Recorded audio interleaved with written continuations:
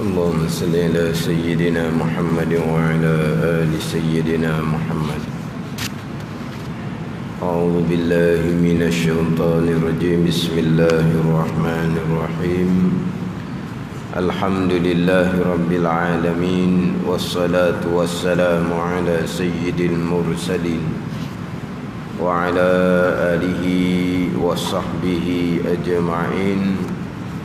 رب اشرح لي صدري ويسر لي أمري واحلل عقدة من لساني يفقه قولي. سبحانك لا علم لنا إلا ما علمتنا إنك أنت العليم الحكيم. ولا حول ولا قوة إلا بالله العلي العظيم. Kitab Penawar Bagi Hati, muka surat 35. Baris yang kelima daripada atas. Muka surat 35, baris kelima daripada atas.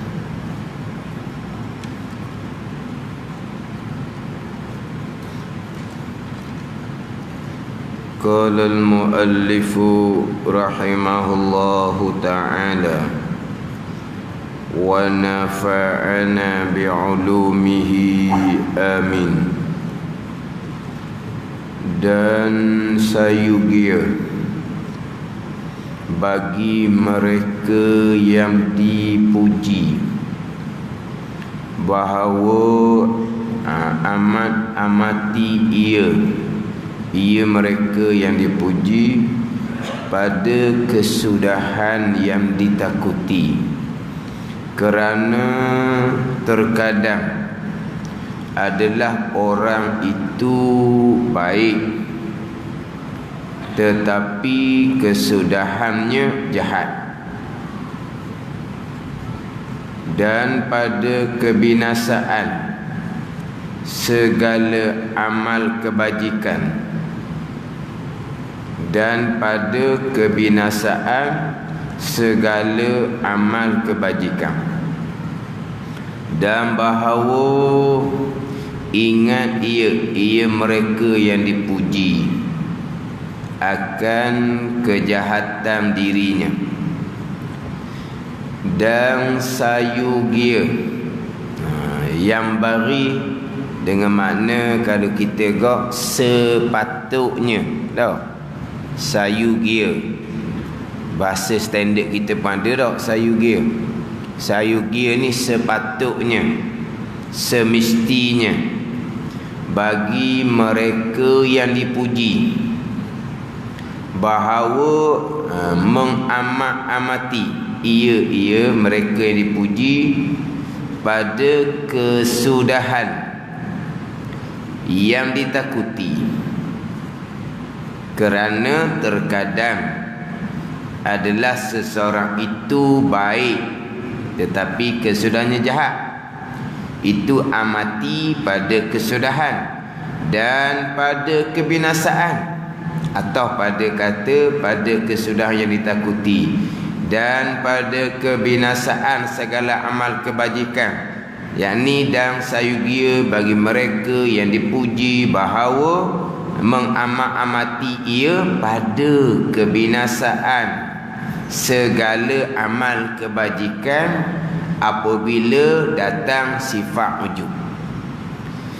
Dan sayugia bagi mereka yang dipuji. Ni masih lagi bicara berkaitan dengan kebinasaan lidah. Kebinasaan lidah di antaranya adalah memuji. Itu kebinasaan lidah.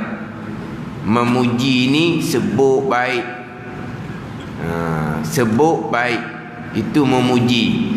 Memuji ni ada 6 kebinasaan. Kebinasaan lidah mengumpat, kebinasaan lidah berdusta, hak tu kita maklumlah. Mengumpat, berdusta, kebinasaan lidah tu kita maklum. Berbantah-bantah pun kita maklum itu kebinasaan lidah.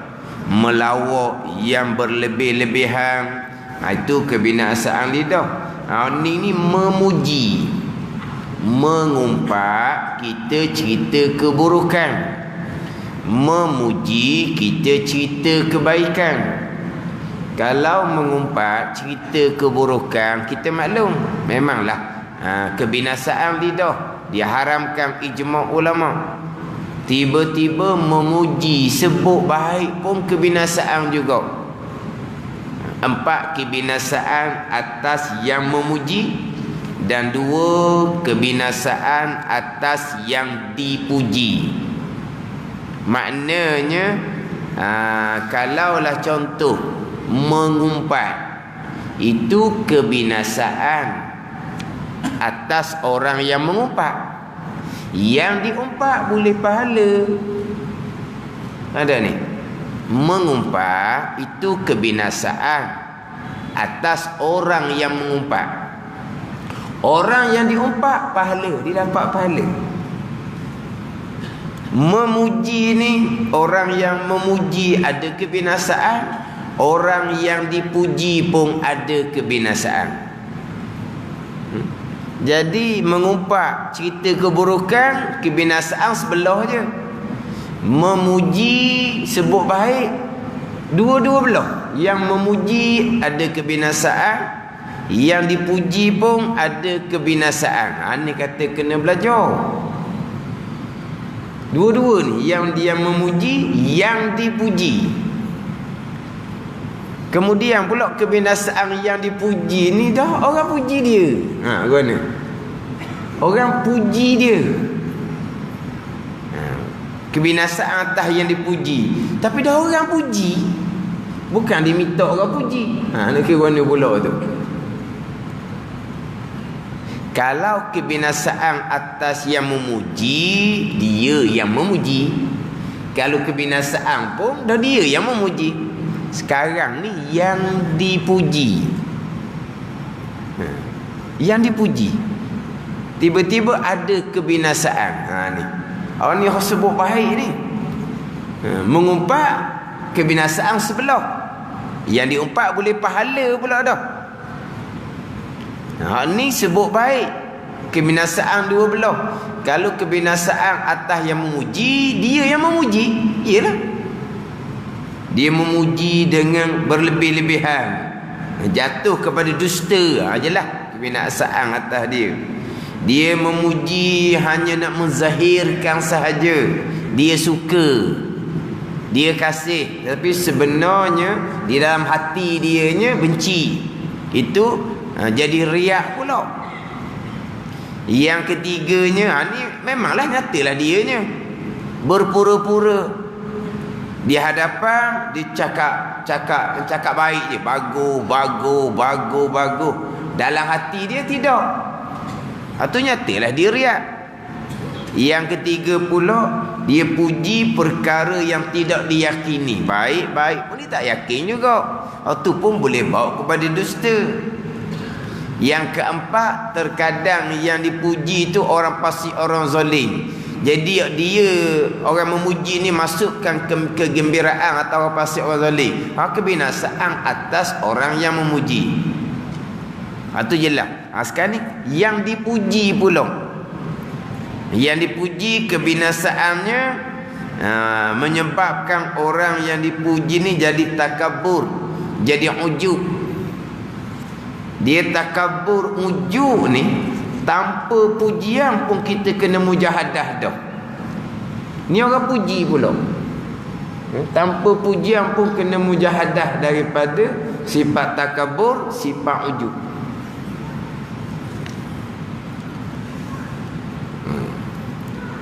WUX 7008. Bukan belok orang ni, lampu nyala.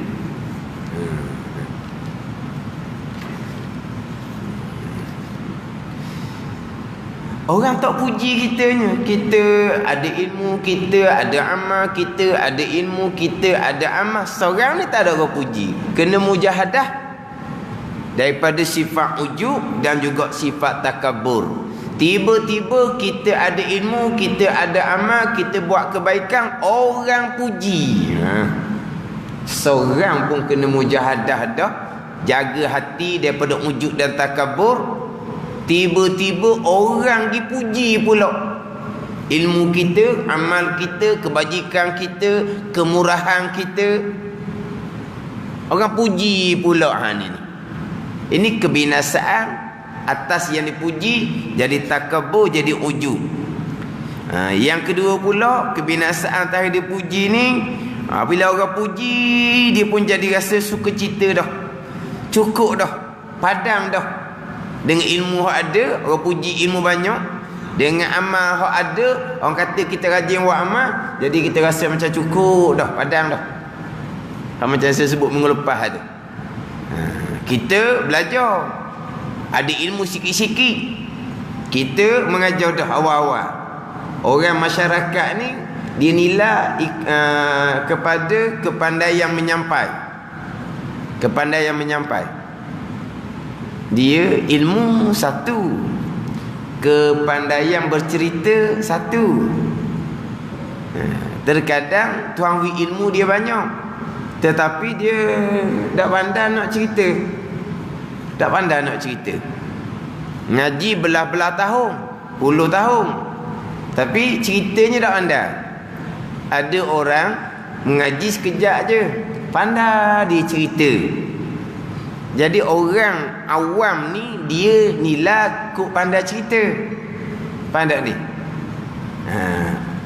Orang dulu dia nilai ngaji lama mana, siapa tugu dia, dia ngajinya di mana. Tu orang dulu ngaji lama mana, siapa tugu dia, belajar di mana. Orang nilai gitu. Orang sekarang dia tidak.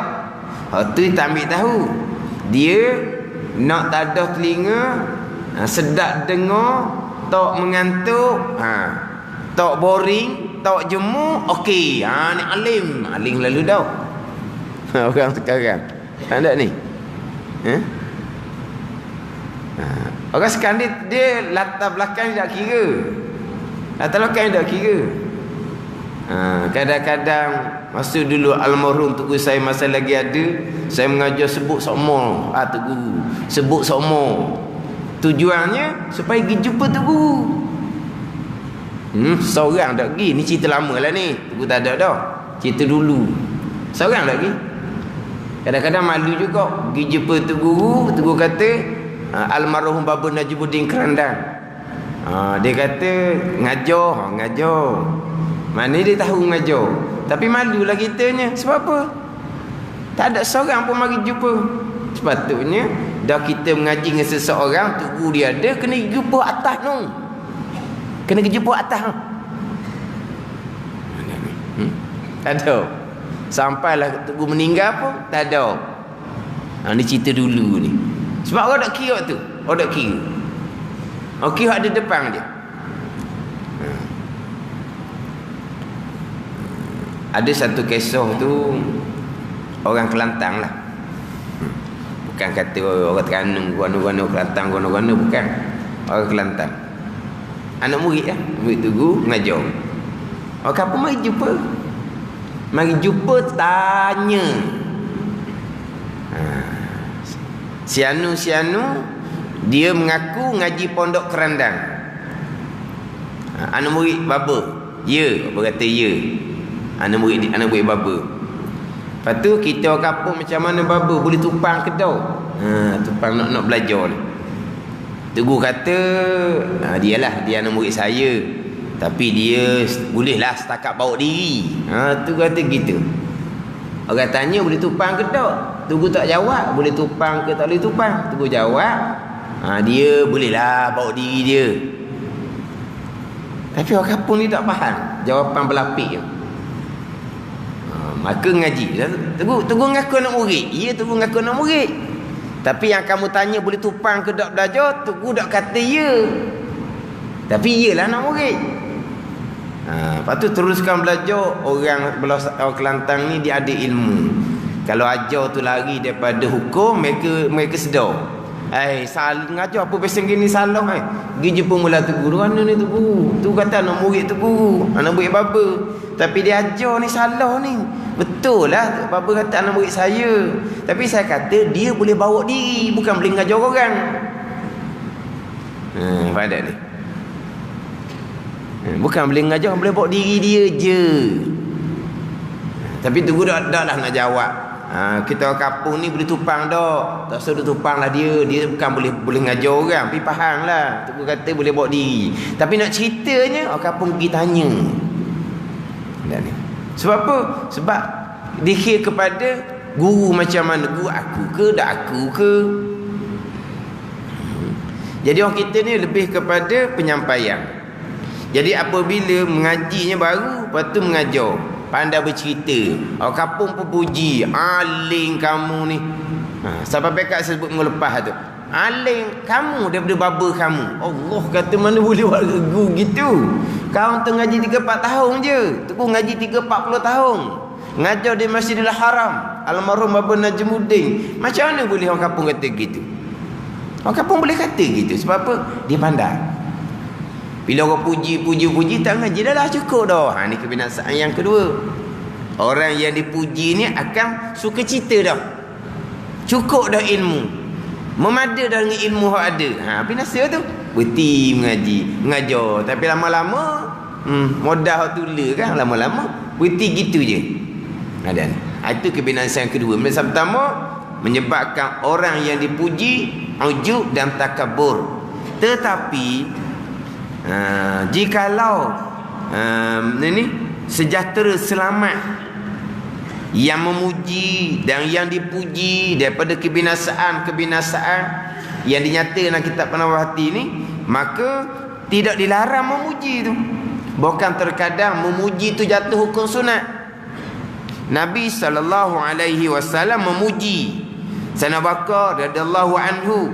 Nabi kata jikalau ditimbang iman Sayyidina Bakar radhiyallahu anhu dengan iman sekalian manusia ni, nescaya berat iman Sayyidina Bakar radhiyallahu anhu lagi. Bayangkan. Yang mana kita maklum Sayyidina Bakar lah manusia yang paling lebih yang bukan Nabi. Dia dalam kitab dia ada ceritalah siapa hak lebih sekali. Nabi SAW turun kepada Nabi Ibrahim AS, Nabi Musa AS, Nabi Isa AS, Nabi Nuh AS, yang dikenali dengan ulul azmi. Kita maklum tu. Kemudian 5 rasul ni, ada lagi 20. Hak rasul 25 tu. Hak 20 ni tak boleh nak bunuh nombor dah lah. Hak mana yang ke-6 selepas Nabi Nuh AS yang ke-5? Tak ada. Mana yang ke-25? Tak ada tu. Hak rasul 20 ni turun kepada rasul-rasul lain. Kan rasul kan setengah pandangan mengatakan 313 orang. Ada riwayat mengatakan 340. Tu hak rasul tu. Habis hak rasul tu turun kepada anbiya-anbiya. 124,000 orang tu anbiya. Selepas ada anbiya tu turun pada manusia yang bukan nabi. Yang pertama Sayyidina Bakar radhiyallahu anhu. Dan Sayyidina Bakar lah juga manusia yang pertama-tama yang dibangkit selepas tiup sangkakala yang kedua, hak bukan nabi. Hak manusia bukan nabi, Sayyidina Bakar lah yang pertama-tama dibangkit. Ini kedudukan Sayyidina Bakar radhiyallahu anhu. Hak nabi puji, nabi kata kalau timbang iman Sayyidina Bakar seorang ni dengan sekalian manusia, berat iman Sayyidina Bakar lagi. Tu memuji tu. Ni memuji yang mana tidak bawa kebinasaan ke atas orang yang dipuji. Ni sunat. Nabi SAW puji Sayyidina Umar radhiyallahu anhu, dan ramai lagi sahabat-sahabat yang lain yang dipuji oleh Nabi SAW. Tu hak sejahtera daripada kebinasaan. Tidak dilarang memuji, bahkan sunat. Tetapi kita nak pastikan supaya yang dipuji itu tak jadi binasa. Kena berlalu lah, kena cermat pula situnya. Memanglah yang mana apabila memuji ni akan menambahkan semangat. Jadi sahabat Nabi SAW ni dipuji, bertambah semangat di amal ibadat. Ada ni. Jadi bertambah semangat. Sama juga orang belajar pun semua kadang-kadang bila dipuji, dia semangat. Tapi tidak menjadikan mereka tu ni ujub dan takabur. Tapi nak pastikan yang dipuji tidak ujub, tidak takabur tu. Tu kena berlalu lah. Mana kalau kita kata sikit je nipis tekah antara pujian yang dilarang kebinasaan dengan pujian yang dibenarkan. Kita kata nipis sangat. Kita bolehlah yang memuji, bolehlah. Pastikan pujian kita itu bukan dusta. Pastikan pujian kita itu sebenar, ikhlas. Bukan nak menzahirkan kasih, nak menyembunyikan benci, bukan. Kita puji, mulut kita pun kata baik, hati kita pun kasih ke dia. Dan kita puji pula pujian yang kita yakin, yang kita puji itu sebenar. Dan kita puji pula betul dia orang soleh, dia bukan orang fasik, orang zalim. Satu bahagian kita yang memuji, tapi yang dipuji itu macam mana? Jadi ujub, jadi takabur ke tak? Tu kena beralulah pula. Yang kita yang memuji ni. Ni cerita pula ni. Yang dipuji ni mana pula? Kita yang dipuji ni pula. Dan sayugia bagi mereka yang dipuji bahawa mengamat-amati ia yang mereka yang dipuji ni pada kesudahan yang ditakuti, kerana terkadang adalah seseorang itu baik tetapi kesudahannya jahat. Ada manusia seumpama tu. Kita maklum kisah Bal'am bin Ba'ura. Kita maklum kisah Bursisa. Itu di kalangan awliya ilah. Akhirnya binasa, jatuh kepada kufur. Ni maknanya terkadang manusia ni baik tapi kesudahannya jahat. Ada ni. Jadi kita yang dipuji ni belum kena kira lah kesudahan tu. Kesudahan yang jatuh ditakuti. Sekarang baiklah, tapi akan datang macam mana? Kita kena jaga diri kita. Hak dalam hadis tu, inna ahadakum la ya'mal bi amali ahli jannah hatta ma yakunu bainahu wa bainah illa zira' fayasbiqu alaihi alkitab fayamalu bi amali ahli nar fayadkhuluha. Hadis tu masyhur tu. Antara dua tu mana dulu beramal dengan amalan ahli syurga dengan beramal dengan amalan ahli neraka? Siapa ingat? Inna ahadakum la ya'mal bi amali al-jannah dulu ke bi amali ahli nar? Tak nampak, tak lagi. Mana dulu? Fayasbiqu alaihi alkitab fayamalu bi amali ahli nar fayadkhuluha. Seseorang kamu beramal dengan amalan ahli syurga hingga adalah antaranya dan syurga ni melainkan satu hasta, maka telah terdahulu ketetapannya ianya adalah orang yang ahli neraka, maka dia beramal dengan amal ahli neraka, dia mati dalam keadaan maksiat, dia masuk neraka. Satu laginya beramal dengan amalan ahli neraka hinggalah tidak ada antaranya dan antara neraka malaikat sasta je, maka telah terdahulu kerana ketetapan Allahnya dia ni orang ahli syurga, dia bertaubat, dia beramal dengan amal ahli syurga, dia mati dalam keadaan taat, dia masuk syurga. Itu maksud hadis. Tapi antara dua tu mana dulu?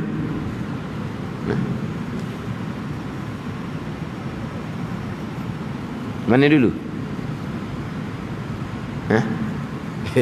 Jangan masjid ladang ni, masjid besar ni. kita live ni. Mana dulu? So saya tak lagi sungguh ni tak ingat ni.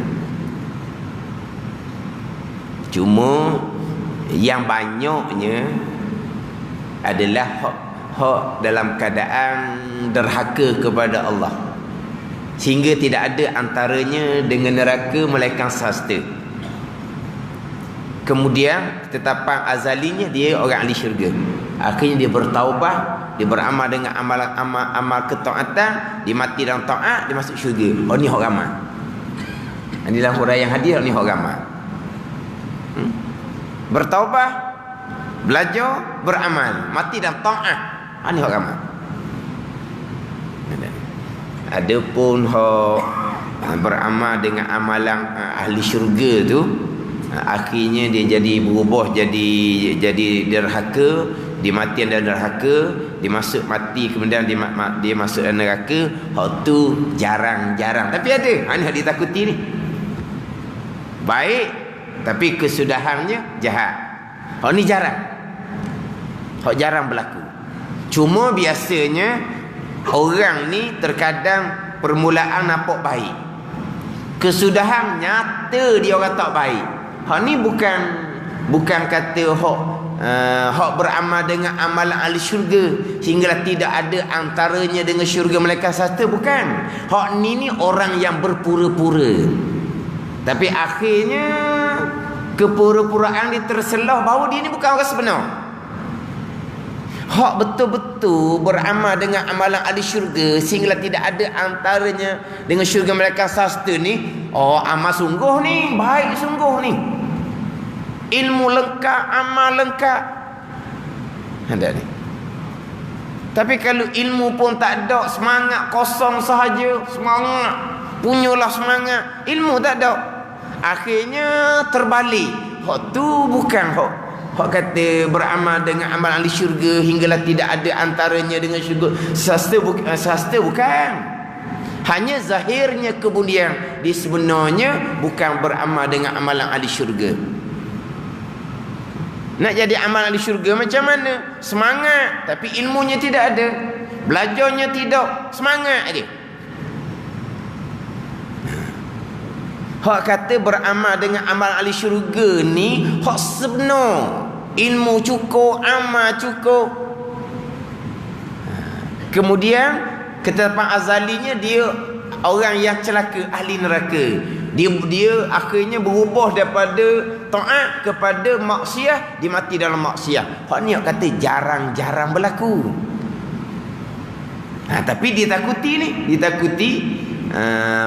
baik tapi kesudahannya jahat. Orang yang dipuji kena kira tu ni.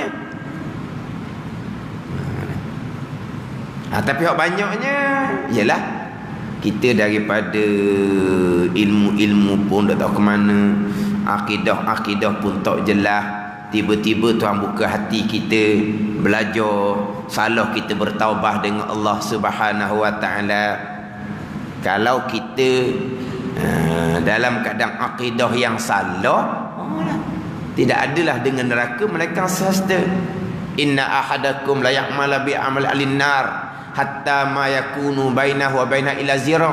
Memanglah dengan amalan ahli neraka hingga tidak ada antaranya dengan neraka tu malaikat sahasta. Kita nampak orang yang beramal dengan ahli neraka ni, orang mayang bang pun tidak, berjudi, minum arak, jelas lah. Macam mana dengan orang semayang tak tinggal tapi akidahnya sesat, neraka. Ada ni. Sebab sebesar-besar dosa akidah. Jelas berjudi, minum arak tu dosa besar, kabair.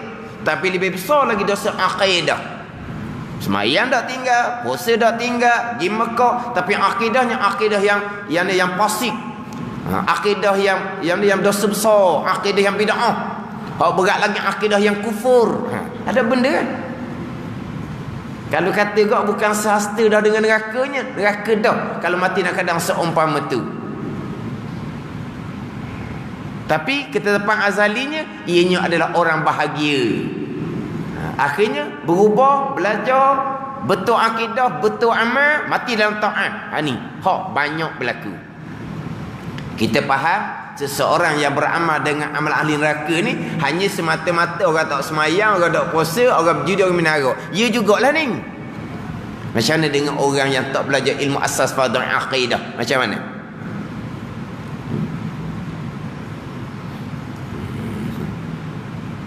Semayang dok tinggal, berjemaah dok tinggal, berpegang perkara jahat, bukan qada Allah. Akidah ni khilaf tu. Setengah ulama kata kafir. Kafir ni bukan sejengkal dah dengan neraka, kekal neraka selama-lamanya.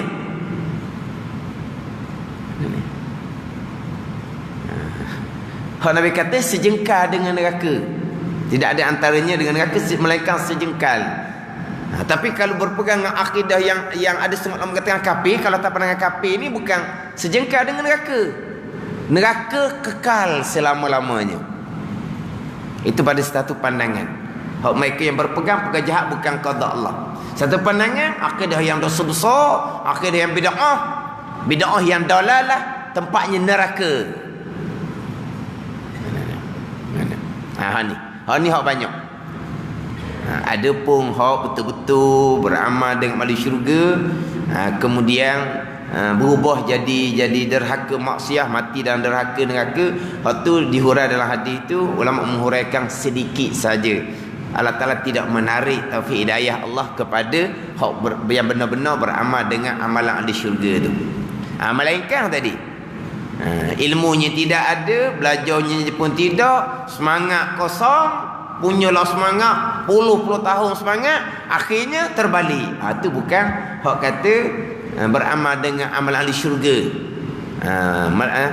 sehinggalah tidak ada antaranya dengan syurga mereka sasta, bukan. Itu jarang-jarang, tapi ditakuti ni. Ditakuti. Jadi mereka yang dipuji ni kena amati pada kesudahan dia takuti, dan juga kena amati dan pada kebinasaan segala amal kebajikan. Kena ingat ni kebinasaan amal kebajikan. Bila orang puji kita, kita jadi ujub, maka binasalah amal kebajikan kita. Binasa segala amal kebajikan, binasa pahala dia.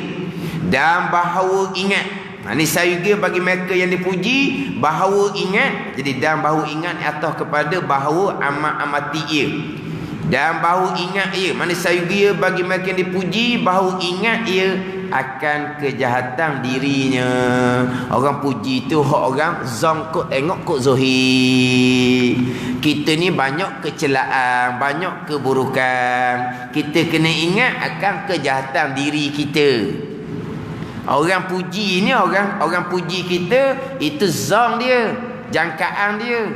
Sebab kita sesama kita, zannu bil mu'minina hasanan. Kena zon sesama orang mukmin dengan zon, sangkaan yang baik. Zahir baik, orang pun puji baik, tapi kita kenal diri kita. Diri kita ni banyak kecelaan, banyak dosa, banyak aib, banyak jahat. Maka kita kena ingat akan kejahatan diri. Betul dalam kitab Hikam, Ibn Atta menyatakan bahawa ajhalun nas man taraka yaqina ma indahu li zanni ma indan nas. Sejahil-jahil manusia, mereka yang meninggalkan hak yakin barang yang ada di sisinya. Dia yakin dosa banyak, aib banyak, sifat jahat banyak. Kenapa tinggal hak yakin? Kerana zon manusia tu lah. Manusia jangka baik, dia pun puji baik. Itulah sejahil-jahil manusia. Betullah kita yang dipuji, mereka dipuji, kena ingat akan kejahatan dirinya. Kena ingat. Bukan nak suruh cerita kat orang, saya ni tak baik, saya ni jahat. Jahat kita jangan cerita kat orang. Jahat kita bertaubat dengan Allah Subhanahu wa taala. Ni disuruh kita ingat diri kita ni banyak kejahatan. Bukan suruh kita mengaku kepada orang memuji, awak puji itu tak betul, saya jahat. Jangan. Jahat kita minta ampun dengan Allah Subhanahu wa taala, bukan cerita ke orang. Lepas tu sini ingat ia mereka yang dipuji ni akan kejahatan diri. Kena ingat kejahatan diri kita, bukan suruh cerita. Dan bahawa menzahirkan atau pada bahawa amati juga. Dan bahawa menzahirkan, mana dan sayugia bagi mereka yang dipuji, bahawa menzahirkan ia akan benci bagi puji itu seperti serta benci ia akan dia dalam hatinya. Dia kena menzahirkan benci. Mana janganlah orang puji kok senyum mewek kadang-kadang. Bukan setakat senyum mewek. Tengoklah pula siapa ni, tu habis tu. Tu habis lah. Dia kata tengoklah kaki pula. Allah, ada benda tu. Maknanya orang yang dipuji ni sayugianya dia menzahirkan akan benci bagi puji itu. Mana tak suka dipuji seumpama tu, serta benci ia mereka dipuji akan pujian tu dalam hati. Dalam hati tak suka pujian tu. Tak zahirnya dia menzahirkan tak suka dipuji seumpama tu, serta hatinya benci akan pujian tu dalam hati. Dan kepada ini, kepada kata kena benci dalam hati akan pujian tu, menunjukkan oleh sabda Nabi sallallahu alaihi wasallam, usut turaba fi wujuhil maddahin. Artinya genggam oleh kamu akan tanah dan lemparkan oleh kamu akan ke tanah pada segala muka yang memuji. Nak isyarat supaya kita benci akan pujian tu. Bukan maknanya orang puji kita pun ambil apa-apa kita lempar, bukan. Maknanya nak tunjuk bahawa kita ni tak suka kepada pujian tu. Kalau orang puji kau, Allah, jangan duk puji sangat. Gitu jelah. Jangan menzahirkan kita suka, lepas tu hati pula kena benci dalam hati ni akan pujian tu.